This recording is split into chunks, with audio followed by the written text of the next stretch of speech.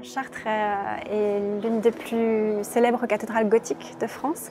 Elle a été édifiée à partir de 1194 dans un temps très court. L'essentiel du monument est terminé autour de 1230, donc en une génération. Alors pourquoi Chartres? D'abord parce que c'est l'une des plus importantes cathédrales de France, et qui est mondialement connue, mais qui est connue notamment pour ses vitraux. Et ce qui m'intéressait ici, parce que c'est ma spécialité, parce que c'est le thème de sculpture 3D, c'est l'incroyable décor sculpté qui tourne autour du chœur de Chartres. Le tour de chœur, c'est l'appellation qui est traditionnellement donnée à la clôture du chœur liturgique de la cathédrale de Chartres. Donc on a ici un panorama de la sculpture française du XVIe au XVIIIe siècle. L'intérêt de cet ensemble, c'est qu'il est un des rares qui a été conservé. Beaucoup de clôtures de ce type existant dans d'autres édifices ont été au cours des siècles détruits, notamment en raison de l'évolution des pratiques liturgiques dans les édifices religieux.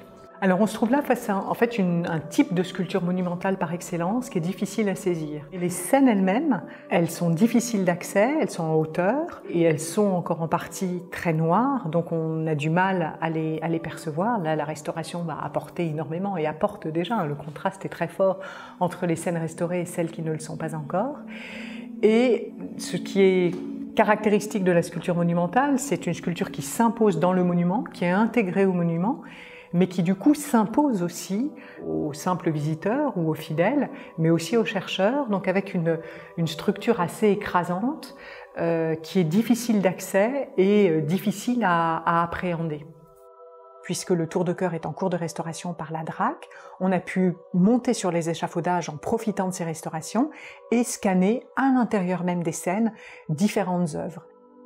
Donc de les voir comme on ne les a jamais vues, à la fois à hauteur, mais aussi derrière les figures, puisque ce sont à chaque fois des sculptures. Et avoir accès dans la cathédrale à l'ensemble des 6 ou 8 premières scènes permet, par exemple, du point de vue de l'histoire de l'art, d'apporter une connaissance sur des noms de sculpteurs, que ce soit Jean Soulas, qui est un sculpteur du foyer parisien, ou François Marchand, qui lui vient du foyer orléanais. C'est des sculpteurs qu'on connaît mal. Pour Jean Soulas, on n'a quasiment aucune œuvre qui lui est attribuable. Pour François Marchand, on n'a que des reliefs. Et là, tout d'un coup, ça permet d'avoir accès à des œuvres très importantes, mais auxquelles on n'a pas accès parce que c'est de la sculpture monumentale, encore une fois, et on ne peut les voir que de loin. Le privilège de monter sur l'échafaudage, c'est aussi de voir des choses qu'on ne voit jamais. On voit tout de suite un changement de style très fort qu'on trouve ailleurs dans l'art français, mais qui est très signifiant à la cathédrale de Chartres. D'autre part, on s'est aperçu qu'il y avait des détails qu'on ne voyait pas d'en bas, dont 2 détails qui sont très cruels, mais qui correspondent au thème représenté. Ces détails très cruels et très réalistes, on ne les voit pas en fait quand on est en bas du tour de chœur. Donc là, de pouvoir aussi les scanner en 3D, ça permet de percevoir et de rendre accessibles des éléments qui n'étaient peut-être pas faits pour être vus, mais en tout cas qui ont été sculptés par l'artiste, qui ont été pensés par l'artiste et qui font partie réellement de l'œuvre et du groupe dans son ensemble.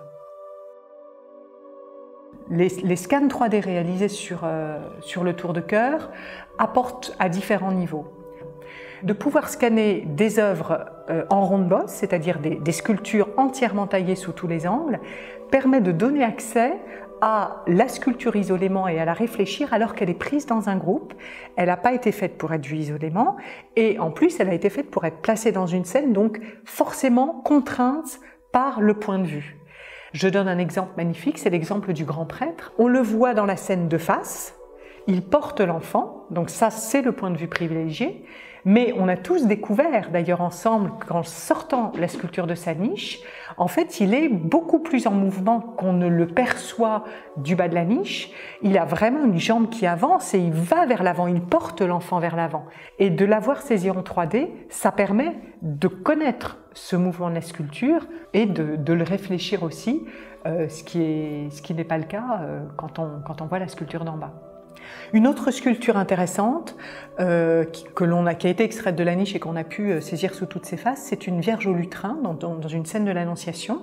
Cette Vierge au lutrin, on l'a scannée sous tous les angles et elle est intéressante parce que c'est une sculpture qui a été faite pour être vue là aussi d'un point de vue privilégié, et donc il y a au revers une partie de la sculpture qui n'est pas complètement taillée, qui n'est pas complètement travaillée.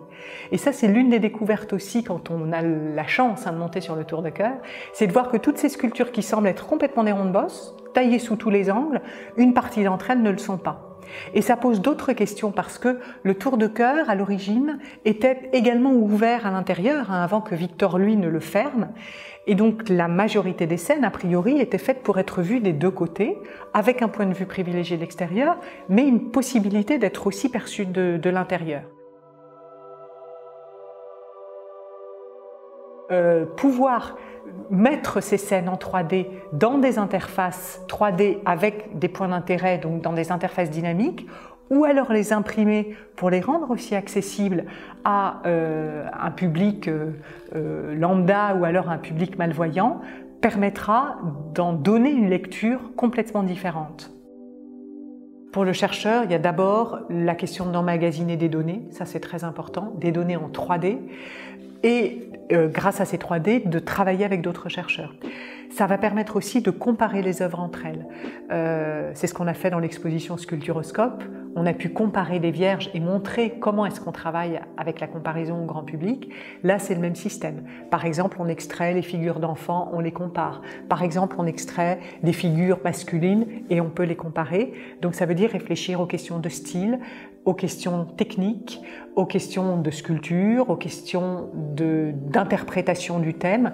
Ça se décline en plusieurs approches. Le projet Sculpture 3D, le principal intérêt, je pense, c'est de donner au public une visibilité sur des sculptures qu'ils ne peuvent pas voir de façon facile depuis le bas de la cathédrale.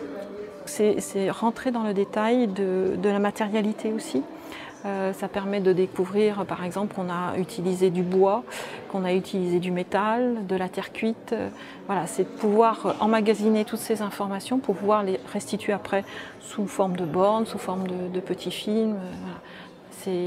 C'est parallèlement à la recherche et à l'enquête de nourrir le dossier de valorisation et de médiation. Alors pour le visiteur, la 3D, elle a d'abord pour rôle de rapprocher de l'œuvre monumentale, de donner un accès qu'on ne peut pas avoir, mais aussi d'inviter le visiteur à se rapprocher, c'est-à-dire lui donner envie de venir. Il n'y a pas du tout de substitution, et ça c'est un point très important dans le projet Sculpture 3D. Les 3D, elles ne servent pas à ce qu'on regarde une œuvre de son fauteuil et qu'on n'aille plus la voir. Au contraire, ce sont des outils de perception, ce sont des outils qui suscitent les sens différemment que d'autres médias pour comprendre les œuvres.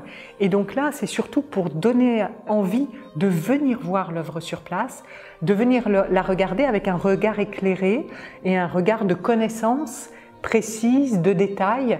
Et puis aussi assez sensationnel, puisqu'on a de la 3D, on restitue cette mise en volume. Et donc on apprend aussi à l'œil à regarder la sculpture autrement.